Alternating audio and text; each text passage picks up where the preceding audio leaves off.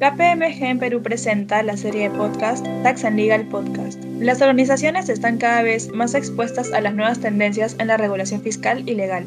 Por ello, esta serie se enfocará en comentar y analizar los temas más relevantes del sistema tributario y legal a nivel local e internacional, con el propósito de incentivar una eficiente gestión empresarial.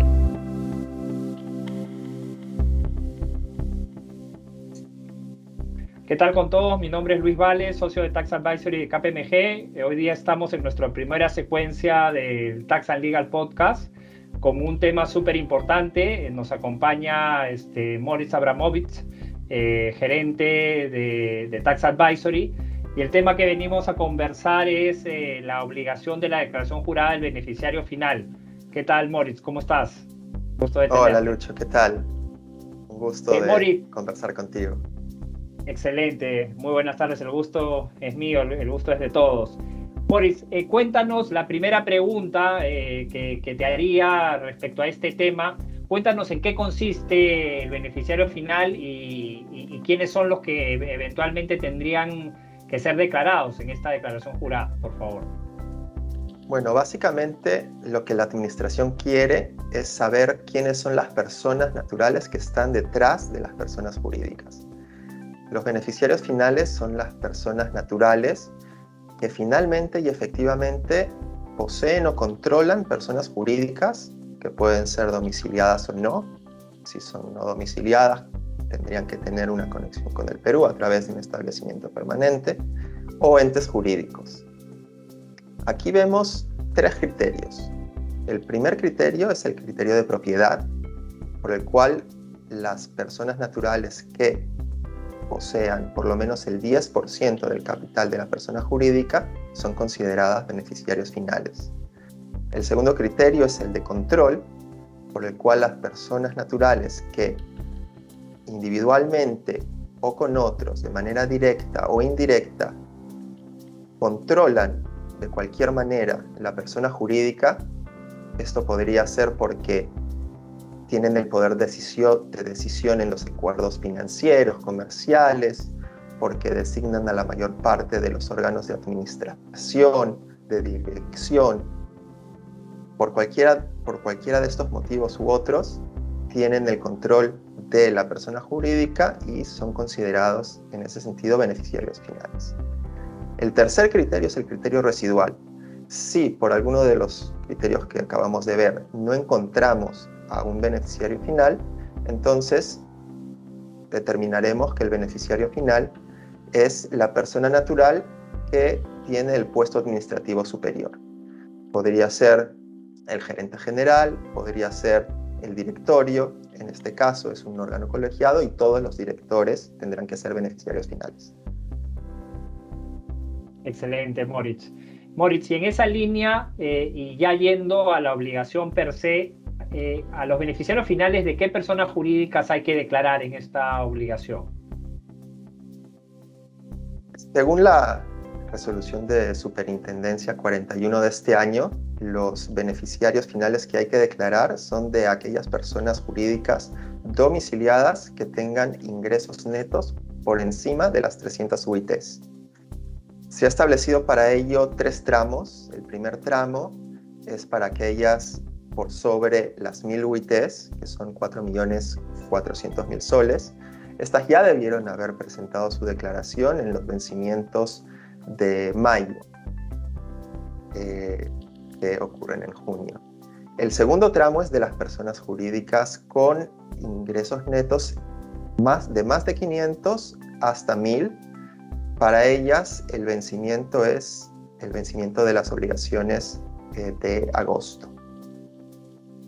Finalmente, el tercer tramo es para aquellas por sobre las 300 UITs, que son 1.380.000 soles, y en este caso es para el próximo año, para los vencimientos de mayo también. Adicionalmente, tenemos que los entes jurídicos con registro en el RUC hasta fin de este año también tienen que declarar según los vencimientos de diciembre de este año.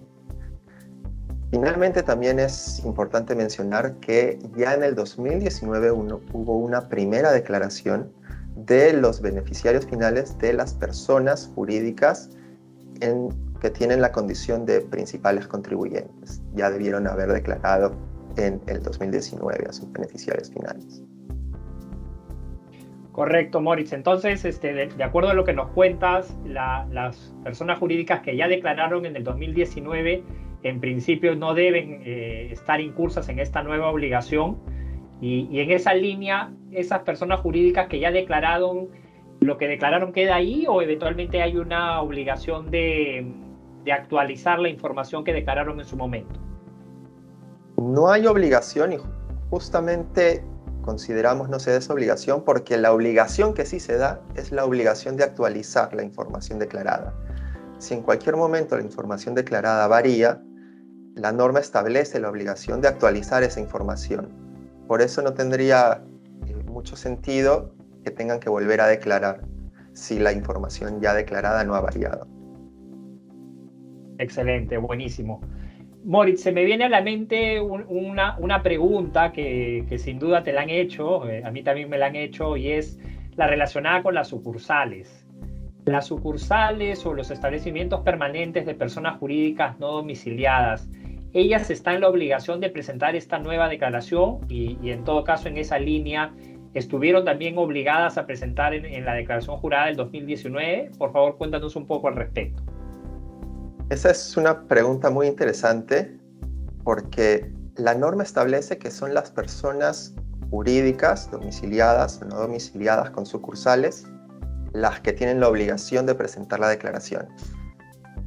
Sin embargo, tenemos que la ley del impuesto a la renta considera a los establecimientos permanentes como personas jurídicas.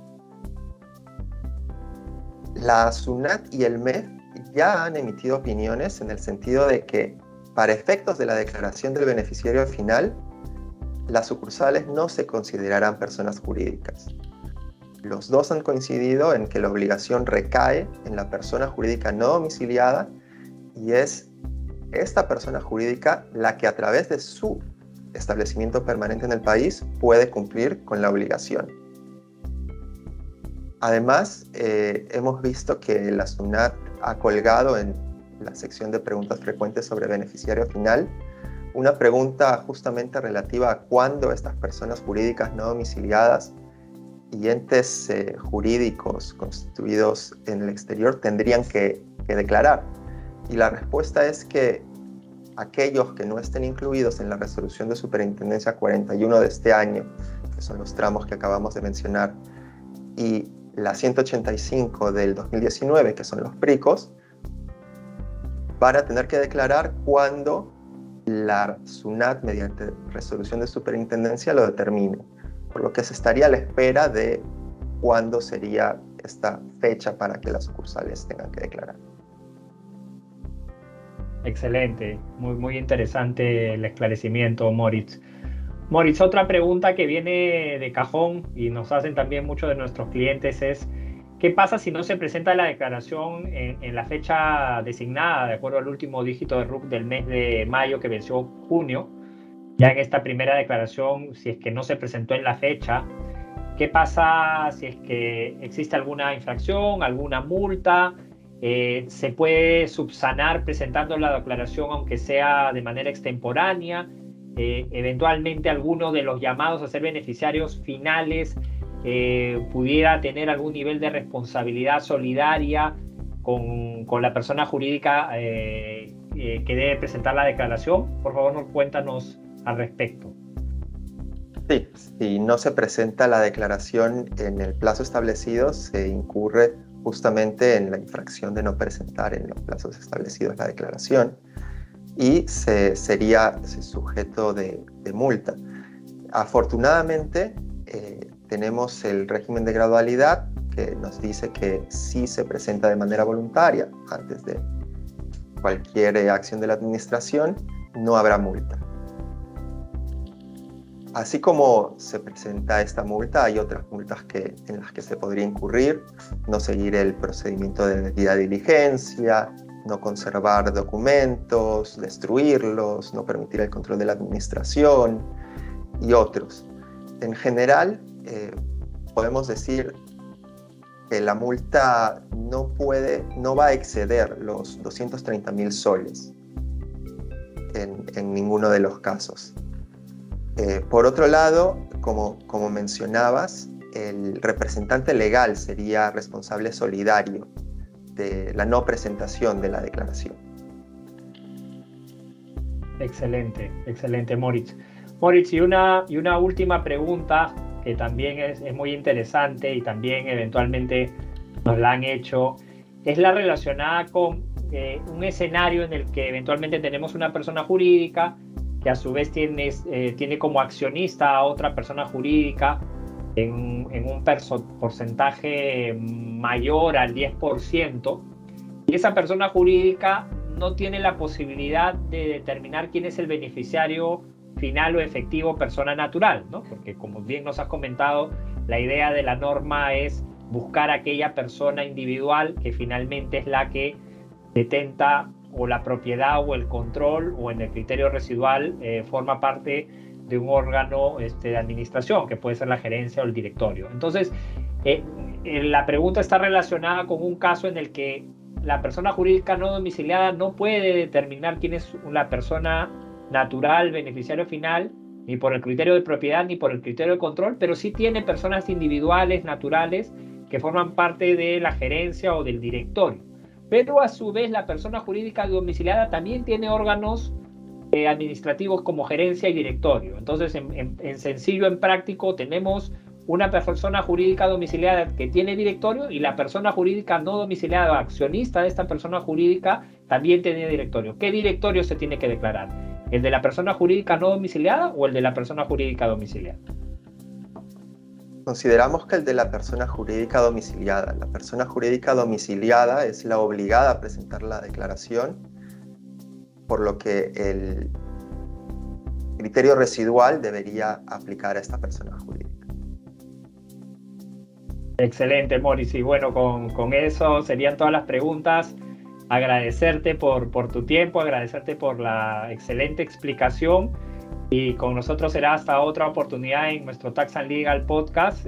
Muchísimas gracias a todos por escucharnos y por asistir a este conversatorio con nosotros. Muchísimas gracias, que estén muy bien, cuídense mucho. Gracias, Lucho, gracias a todos los que nos ven o escuchan. Excelente, gracias.